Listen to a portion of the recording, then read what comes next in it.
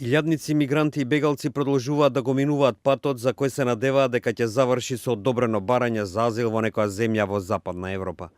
Некои од нив велат дека нема што да загубат, кога веќе се загубиле во нивните земји зафатени со војни и насилства. Десетици сирици и афганистанци чекаат во село Бадемли, на брегот на Турција, на можност да стигнат до грчкиот остров Лесбос, каде што се надеваат дека ќе почне вистинскиот пат до нивниот подобар живот.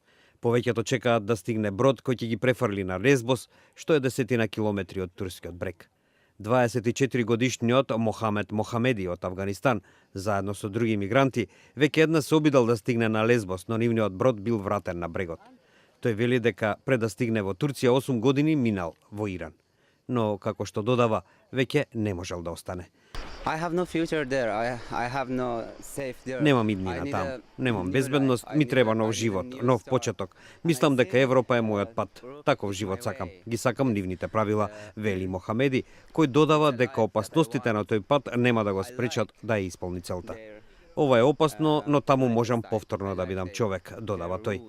Во близина на Бадемли може да се видат мигранти кои со гумени чамци заминуваат за Лесбос од Турција, земја која меѓународно беше пофалена за прифаќањето на 2 милиона бегалци. Но незините капацитети се преполни, па илјадници бегалци се решија преку Грција, Македонија и Србија да стигнат во Унгарија, па до побогатите земји на Европската унија. Едномесечниот Абдул е роден во Грција. Неговата мајка на патот со воз низ Македонија вели дека била решена да му обезбеди подобар живот. А за тоа, таа мораше да ризикува напорно патување и тоа во поодмината бремена состојба. Преполнетите возови во Македонија 2 пати дневно носат стотици бегалци до српската граница. На ова патување, кое трае 5 часови, 23-годишниот Абдул разговара и пее со пријателите.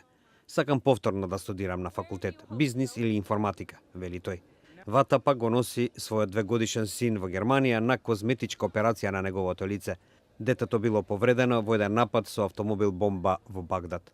Но не сите бегаат од насилствата на Блискиот исток. 26-годишниот Биджи од Индија едноставно се надева на подобра иднина. Одиме во Европа да заработиме пари за подобро да живееме, вели Биджи. По пристигнувањето на Табановце, бегалците добиваат вода и сендвичи од хуманитарните организации.